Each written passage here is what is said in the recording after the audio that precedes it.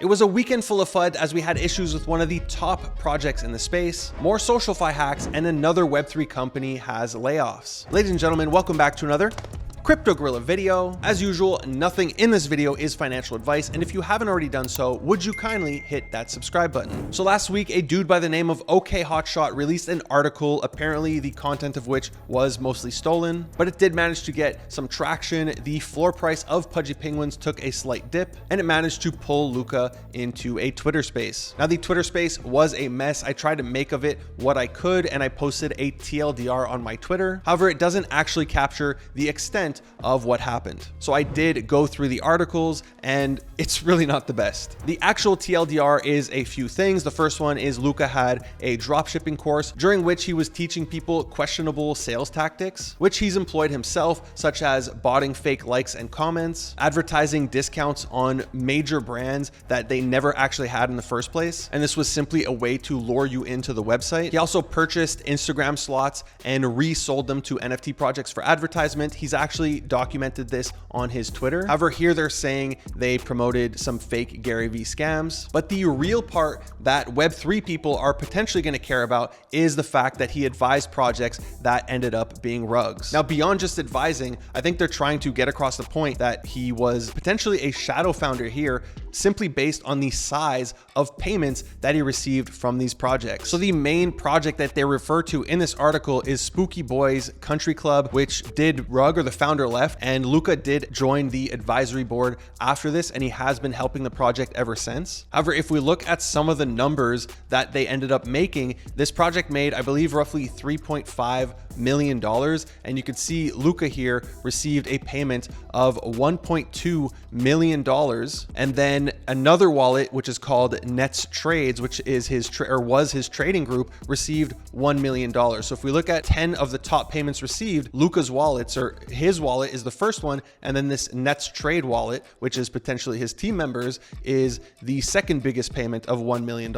So in my opinion, these are not advisory numbers. These are, you know, shadow founder numbers. And then shortly after the project launched, the founder disappears. Now, this is just one of the projects that they mention. And there's another article here where they break down who invested into Pudgy Penguins. You could see Luca here in blue. And then in this pie chart, you could see that they claim 99% of the funds that he used to purchase his portion of Pudgy Penguins came from advising these 6 different projects. Now, my personal opinion, no matter how bad this looks, and you might not like this, but I don't care. I also didn't care when everybody was saying Zagabond launched previous projects. Let's pretend that all of this is true and all this happened. What should we do? Should we send Pudgy Penguins to zero? Is that what the space needs right now? Is that going to serve anybody except for the people who want to see another project fail and want to see people lose money? When the whole Zagabond situation happened, Azuki didn't get hurt. They already made millions of dollars, tens of millions of dollars through their sale. And then with that FUD, they made even more money through royalties. The only people who suffered were the holders. I had an Azuki, I bought it at 4 ETH. I held it all the way to 32,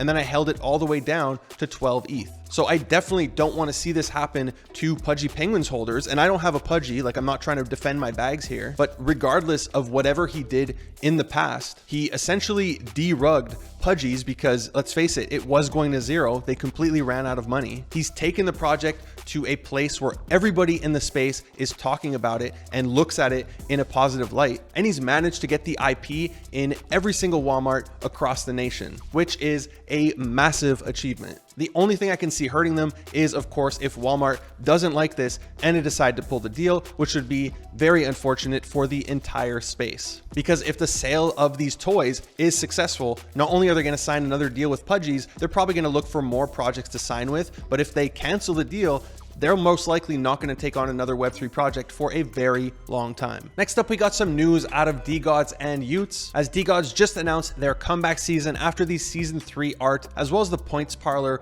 were poorly received, and you could see that reflected in their floor price, which is down over 60% from above 9 ETH all the way down to 3.3. So basically, you're going to be able to switch between season 1, 2, and 3 art, for which I question what happens to the people who spent the dust in order to go from season season 2 to season 3 because some people spent hundreds of dollars to do that upgrade. They also mentioned that y00ts is finally going to be migrating from Polygon over to Ethereum, which means they will be exposed to the blur farmers. So it's going to be interesting to see how the price reacts. But I personally do like that y00ts is now going to be on Ethereum. I'm also going to be looking at Pluto to take the #1 spot on Polygon, especially since this project is backed by Polygon. And I personally hold over 50 of these, so hopefully it's their time to shine. Next, the long-awaited Blur Season 2 airdrop is finally going to be happening on September 20th, so about 5 weeks from today. But I'm wondering, like, is it too little too late? I feel that most people I know have completely given up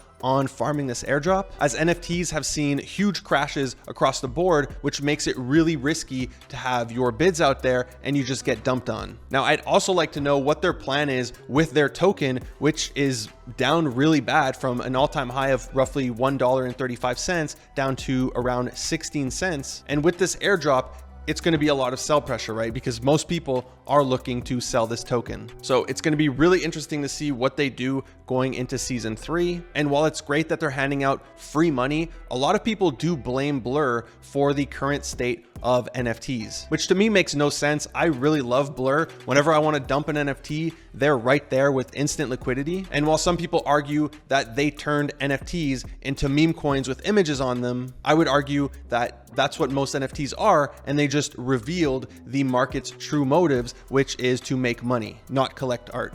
Next, in the world of SocialFi, it was a roller coaster with Star Arena last week. As they originally had that exploit that we spoke about last Friday, it was quickly patched up and they said it's coordinated FUD, not to worry. However, 2 days later, they had a major exploit where $3 million was unfortunately drained. Now, if you had money just sitting in your wallet, your money was fine. I was able to withdraw my AVAX. Unfortunately, if you had money in keys or shares or whatever they call it, then it was GG. Now, according to a recent tweet, they're saying everything's good, so we are so back. Your money is safe. Hopefully this is great news. The platform is still down for maintenance, so I can't actually check, but I do hope we're able to get our money back. I only had 1 key at 7 AVAX, so it's not the end of the world, but I know there's a lot of people out there who had a ton of funds on this platform. And to be honest, this is the first time I've ever seen so many people use AVAX. And we're also seeing other platforms pop up on Solana, but in my opinion, it's just more ways to make money trading the exact same thing, because it's the same people who are popping off on all these platforms, right? Dingaling is doing really well on every single platform he joins. Now, as for Friendtech, it's still going strong. The TVL did have a slight dip of roughly $10 million or 20%, but I'm also seeing